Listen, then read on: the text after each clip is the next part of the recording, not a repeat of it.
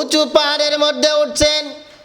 ওই পাহাড়ের উঁচু মধ্যে দেখতেছেন, উঠে সময় দেখতেছেন পাহাড়ের মধ্যে উঁচু জায়গার মধ্যে সাদা ধবধবে একটা পাথর। কি দেখতেছেন? সাদা ধবধবে একটা পাথর দেখতেছেন। পাথরটা দেখে তিনি আতঙ্কিত হয়ে গেলেন, চমকে গেলেন। হায় আশ্চর্য, এমন সুন্দর এত সাদা ধবধবে পাথর। এই পাথরটি তিনি দেখার চতুর্দিকে, পাথরের চতুর্পাশে ঘুরতেছেন আর দেখতেছেন আর ভাবতেছেন, আল্লাহ এত সুন্দর পাথর, এত সুন্দর পাথর, যার মধ্যে কি আছে এত চকচকা সাদা ধবধবা পাথর। ঈসা নবীর মনের কথা জানেন কে? আল্লাহ। আল্লাহ সঙ্গে সঙ্গে বলতেছেন, পয়গম্বর তুমি এই সামান্য পাথরটুকু দেখে আশ্চর্য হয়ে গেছো, তুমি কি আর চাইতো আরো অধিক আশ্চর্য জিনিস কি কিছু দেখতে চাও? ঈসা নবী সঙ্গে সঙ্গে বলতেছেন, হ্যাঁ আমি দেখতে চাই বলার সঙ্গে সঙ্গে পাথরটার মধ্যে থেকে ফেটে দুই খণ্ড হয়ে গিয়েছে। কয় খণ্ড হয়েছে? পাথরের মধ্যে থেকে দুই খণ্ড হয়ে গেছে। আর পাথরটির মধ্যে থেকে যখন দ্বিখণ্ডিত হয়ে গেল, পাথরের মধ্যে থেকে একজন আল্লাহওয়ালা বুজুর্গ বের হয়ে চলে আসলেন। সবুজ রঙের একটা লাঠি দিয়ে লাঠির উপর ভর করে বের হয়ে গেলেন। বের হওয়ার পরে ঈসা রুহুল্লাহকে বলতেছেন, ঈসা রুহুল্লাহ আপনি কেমনভাবে আমার দিকে তাকাই আছেন কেন? এবার ঈসা পয়গম্বর বলতেছেন, হে বুজুর্গ, আপনার এই ঘরের কিনারায় যে আঙ্গুরগুলো দেখতেছি আর আঙ্গুরের গাছ দেখতেছি, এই আঙ্গুরের গাছটা কিসের? তার মধ্যে দেখতেছে পাথরের মধ্যে। এবার ওই বুজুর্গ আল্লাহওয়ালা ব্যক্তি বলতেছেন, ঈসা পয়গম্বর আমার প্রতিদিনের খাবার হচ্ছে ওই গাছের মধ্যে যে আঙ্গুরগুলো ঝুলিয়ে আছে। সুবহানাল্লাহ। একটা পাথরের মধ্যে মানুষ, তার পাথরের ভিতরে আবার একটা গাছ, ওই গাছের মধ্যে আঙ্গুর ফুলে আছে, যেটা মানুষের খাবার। এবার ঈসা পয়গম্বর প্রশ্ন করলেন, হে বুজুর্গ আপনি কতদিন যাবত এই পাথরের ভিতর দাঁড়াইয়া দাঁড়াইয়া আমল করতেছেন?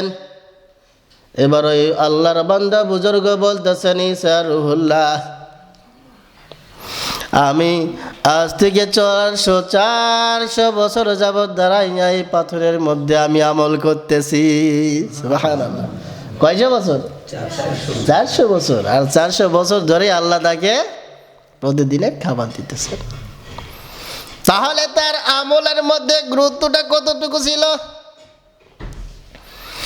এবার ঈসা রুহুল্লাহ আল্লাহর কাছে বলতেছেন, আল্লাহ কত বড় আফসোস, দেখেন এই মানুষটা 400 বছর ধরে আমল করতেছে, না জানি আর কত আমল হবে জীবনে। এই কথা শোনার সঙ্গে সঙ্গে আবারও বলতেছেন ঈসা রুহুল্লাহ, আল্লাহ আমার মনে হয় পৃথিবীতে যত মাখলুক সৃষ্টি করেছেন, যত মানব সৃষ্টি করেছেন, এর মধ্যে থেকে সর্বশ্রেষ্ঠ মানুষ মনে হয় এইটাই। ঈসা রুহুল্লাহ আল্লাহর প্রশ্নে আল্লাহ এবার তার ঈসাকে বলতেছেন, ঈসা পয়গম্বর না না না, এইটা সর্বশ্রেষ্ঠ মানুষ নয়, সবচেয়ে বুজুর্গ মানুষ নয়, সবচেয়ে আমল বেশিওয়ালা মানুষ নয়। এবার বলতেছেন, আল্লাহ ঈসা তুমি জানিয়ে থেকো আমি একজন পয়গম্বর পাঠাবো, আখেরি পয়গম্বরকে আমি দুনিয়ায় পাঠাবো। আর আমার ওই আখেরি পয়গম্বরের যারা উম্মত হবে, তারা যদি নিসফুস শাবানের রাতের মধ্যে যদি মাত্র 2 রাকাত নফল নামাজে আন্তরিকতার সহিত পড়ে, ঈসা রুহুল্লাহ তুমি জেনে নাও তোমার সামনে দাঁড়ায়া রয়েছে যে বুজুর্গ ব্যক্তি 400 বছর নামাজ আমার ইবাদত করেছে, তার চাইতে শতগুণ সওয়াব আমি আমার ওই বান্দার জন্য দিয়ে দিব। গুরুত্ব আছে কিনা? গুরুত্ব আছে। কোথায় 400 বছর আমল করেছেন, আর 2 রাকাত নফল নামাজ পড়লে তার থেকে শতগুণ বেশি সওয়াব আল্লাহ আমাদেরকে দান করবেন। তাহলে শবে বরাতের রাত্রিতে আমরা চেষ্টা করব, নির্ধারিত কোনো নামাজ নাই কিন্তু 20 রাকাত 15 রাকাত 100 রাকাত 150 রাকাত আপনাকে নামাজ পড়তে হবে এরকম কোনো নির্ধারিত রয়েছে? নির্ধারিত নাই। তবে 2 রাকাত করে যতটুকু আমি পারবো, আমার প্রতি শরীরের প্রতি প্রেশার হবে না, পরের দিন আমি আবার আমার কর্ম করতে পারবো সচ্ছলভাবে। যতটুকু পর্যন্ত আমার ধৈর্য থাকবে 2 রাকাত করে পড়ার চেষ্টা করব। আর এই 2 রাকাতটা নামাজটাই যেন আমাদের আন্তরিকতার সহিত হয়, তাই না? যদি পারে কোরআন তেলাওয়াত করলাম, জিকির করলাম, শুধু আপনাকে মসজিদে বসেই যে আমল করতে হবে এমনটা না। ভালো লাগতেছে না, বাসায় গেলাম, অজু করে ঘুমাইলাম, অজু করে ঘুমাইতে আল্লাহর জিকির করতেছি। কি করতেছি? জিকির করতেছি। জিকির করতে করতে ঘুমাই গেলাম। সবচেয়ে গুরুত্বপূর্ণ একটা কথা দেখেন, এখানে শেষ করে দিব, যে আমি ঘুমাইছি। কি করতেছি? আমি ঘুমাইছি।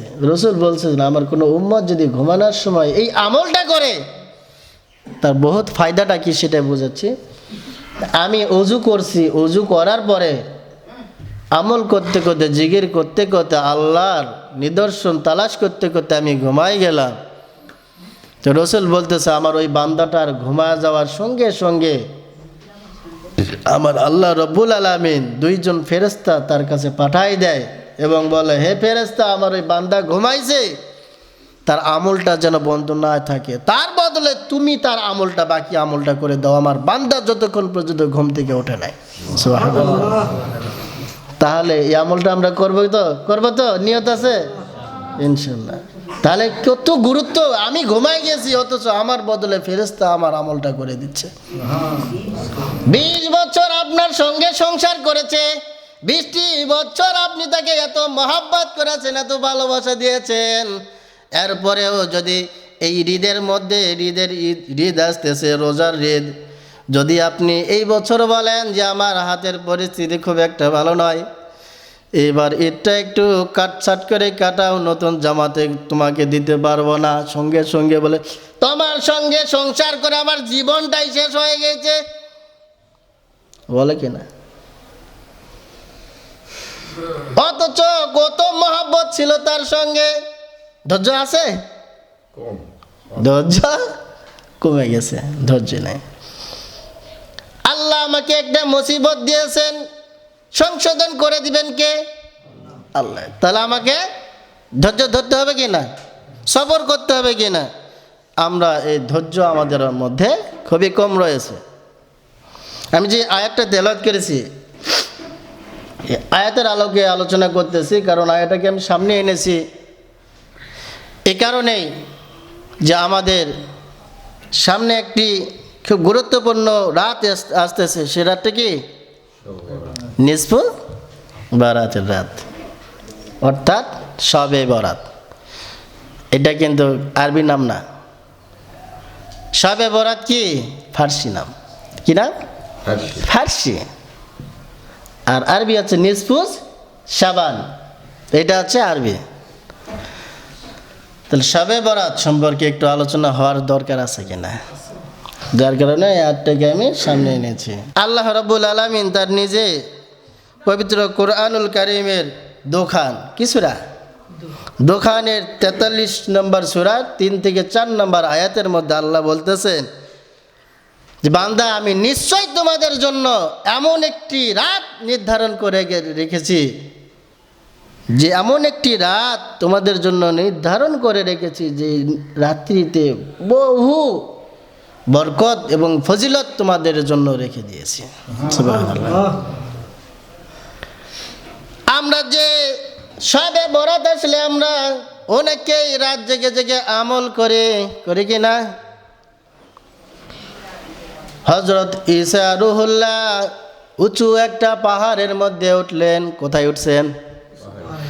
উঁচু পাহাড়ের মধ্যে উঠছেন। ওই পাহাড়ের উঁচু মধ্যে দেখতেছেন, উঠে সময় দেখতেছেন পাহাড়ের মধ্যে উঁচু জায়গার মধ্যে সাদা ধবধবে একটা পাথর। কি দেখতেছেন? সাদা ধবধবে একটা পাথর দেখতেছেন।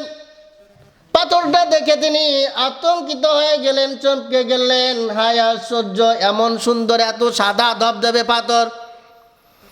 এই পাথরটি তিনি দেখার চতুর্দিকে, পাথরের চতুর্পাশে ঘুরতেছেন আর দেখতেছেন আর ভাবতেছেন, আল্লাহ এত সুন্দর পাথর, এত সুন্দর পাথর, এর মধ্যে কি আছে? এত চকচকা সাদা ধবধবা পাথর। ঈসা নবীর মনের কথা জানেন কে? আল্লাহ। আল্লাহ সঙ্গে সঙ্গে বলতেছেন, পয়গম্বর তুমি এই সামান্য পাথরটুকু দেখে আশ্চর্য হয়ে গেছো, তুমি কি আর চাইতো আরো অধিক আশ্চর্য জিনিস কি কিছু দেখতে চাও?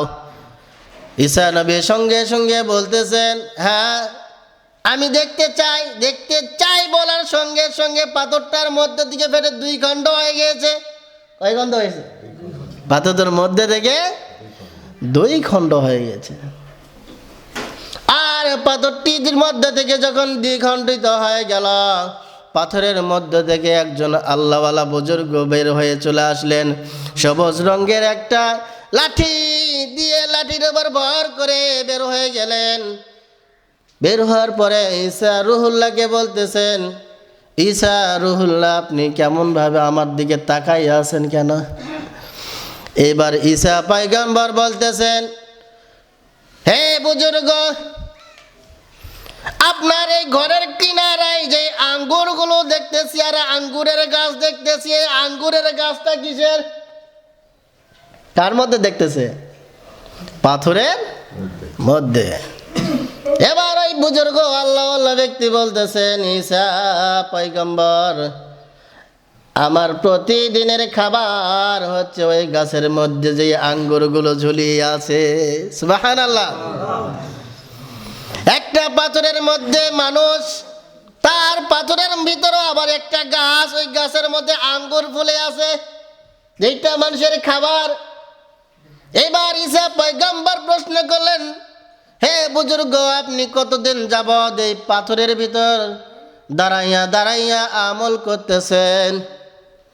এবার ওই আল্লাহর বান্দা বুজুর্গ বলতেছেন, ঈসা রুহুল্লাহ আমি আজ থেকে 400 বছর যাবত দাঁড়াইয়া এই পাথরের মধ্যে আমি আমল করতেছি। সুবহানাল্লাহ। কয়শো বছর? 400 বছর। আর 400 বছর ধরে আল্লাহ তাকে প্রতিদিনে খাবার দিতেছে।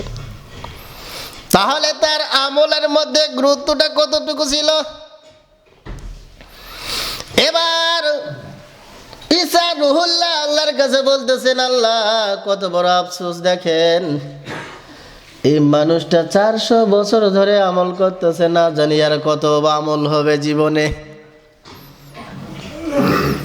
এই কথা শোনার সঙ্গে সঙ্গে আবারও বলতেছেন ঈসা রুহুল্লাহ, আল্লাহ আমার মনে হয় পৃথিবীতে যত মাখলুক সৃষ্টি করেছেন, যত মানব সৃষ্টি করেছেন, এর মধ্যে থেকে সর্বশ্রেষ্ঠ মানুষ মনে হয় এইটাই। ঈসা রুহুল্লাহ আল্লাহর প্রশ্নে আল্লাহ এবার তার ঈসাকে বলতেছেন, ঈসা পয়গম্বর না না না, এইটা সর্বশ্রেষ্ঠ মানুষ নয়, সবচেয়ে বুজুর্গ মানুষ নয়, সবচেয়ে আমল বেশিওয়ালা মানুষ নয়। এবার বলতেছেন, আল্লাহ ঈসা তুমি জানিয়ে থেকো আমি একজন পয়গম্বর পাঠাবো, আখেরি পয়গম্বরকে আমি দুনিয়ায় পাঠাবো। আর আমার ওই আখেরি পয়গম্বরের যারা উম্মত হবে, তারা যদি নিসফু শাবানের রাতের মধ্যে যদি মাত্র 2 রাকাত নফল নামাজে আন্তরিকতার সহিত পড়ে, ঈসা রুহুল্লাহ তুমি জেনে নাও তোমার সামনে দাঁড়ায়া রয়েছে যে বুজুর্গ ব্যক্তি 400 বছর নামাজ আমার ইবাদত করেছে, তার চাইতে শতগুণ সওয়াব আমি আমার ওই বান্দার জন্য দিয়ে দিব। গুরুত্ব আছে কিনা? গুরুত্ব আছে। কোথায়? 400 বছর আমল করেছেন আর 2 রাকাত নফল নামাজ পড়লে তার থেকে শতগুণ বেশি সওয়াব আল্লাহ আমাদেরকে দান করবেন। তাহলে শবে বরাতের রাত্রিতে আমরা চেষ্টা করব, নির্ধারিত কোনো নামাজ নাই কিন্তু 20 রাকাত 15 রাকাত 100 রাকাত 150 রাকাত আপনাকে নামাজ পড়তে হবে, এরকম কোনো নির্ধারিত রয়েছে? নির্ধারিত নাই। তবে 2 রাকাত করে যতটুকু আমি পারবো, আমার প্রতি শরীরের প্রতি প্রেশার হবে না, পরের দিন আমি আবার আমার কর্ম করতে পারবো সচ্ছলভাবে। যতটুকু পর্যন্ত আমার ধৈর্য থাকবে 2 রাকাত করে পড়ার চেষ্টা করব। আর এই 2 রাকাতটা নামাজটাই যেন আমাদের আন্তরিকতার সহিত হয়, তাই না?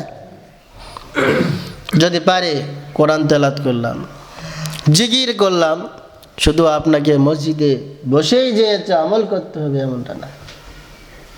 ভালো লাগতেছে না, বাসায় গেলাম, অজু করে ঘুমাইলাম, অজু করে ঘুমাচ্ছি, ঘুমাইতে আল্লাহর জিকির করতেছি। কি করতেছি? জিকির করতেছি। জিকির করতে করতে ঘুমায় গেলাম। সবচেয়ে গুরুত্বপূর্ণ একটা কথা দেখেন, এখানে শেষ করে দিব, যে আমি ঘুমাইছি, কি করতেছি? আমি ঘুমাইছি। রাসূল বলছেন আমার কোনো উম্মত যদি ঘুমানোর সময় এই আমলটা করে, তার বহুত ফায়দাটা কি সেটা বোঝাচ্ছি। আমি অজু করছি, অজু করার পরে আমল করতে করতে, জিকির করতে করতে, আল্লাহর নিদর্শন তালাশ করতে করতে আমি ঘুমাই গেলাম, তো রাসূল বলতেছে আমার ওই বান্দাটার ঘুমা যাওয়ার সঙ্গে সঙ্গে আমার আল্লাহ রব্বুল আলামিন 2 জন ফেরেশতা তার কাছে পাঠাই দেয় এবং বলে, হে ফেরেশতা, আমার ওই বান্দা ঘুমাইছে, তার আমলটা যেন বন্ধ না থাকে, তার বদলে তুমি তার আমলটা, বাকি আমলটা করে দাও, আমার বান্দা যতক্ষণ পর্যন্ত ঘুম থেকে ওঠে নাই। সুবহানাল্লাহ।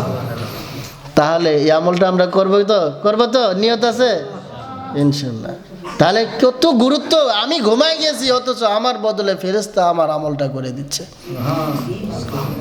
শুধু শবে বরাত, শবে কদর এগুলা রাত্রিতে না, আমরা চেষ্টা করবো প্রতিনিয়ত যেন এশার নামাজ আদায় করার পরে অজু করে আমি যেন একটু হলেও আল্লাহর জিকির আজগার করতে করতে যেন ঘুমায় যেতে পারি। এটা আমাদের হয় না। ওই 10 কাঠা মাটিটার নিচে কালকে হাল জ্বলবা হবে রে, মানুষ লাগিয়ে দিয়েছে, আসবে কিনা, এই চিন্তা করতে করতে আমাদের ঘুম চলে যায়। আর আমার যুবক ভাইয়েরা তো মাশাআল্লাহ কানে ইয়ারফোন লাগিয়ে দেয়, যা দেখতে দেখতে ঘুমায়, আর সারা রাত স্বপ্নের মধ্যে সেগুলাই দেখে। কেন? অনেক প্রশ্ন আসে আমাদের কাছে যে হুজুর স্বপ্ন দোষ বন্ধ হওয়ার কোনো কৌশল নাই? তোমার এটা বন্ধ হওয়ার প্রধান অস্ত্র হচ্ছে তুমি রাতে ঘুমানোর আগে মোবাইলটাকে বন্ধ করো, আল্লাহর জিকির করতে করতে ঘুমিয়ে যাও, অটোমেটিক তোমার ওই বদামলটা বন্ধ হয়ে যাবে।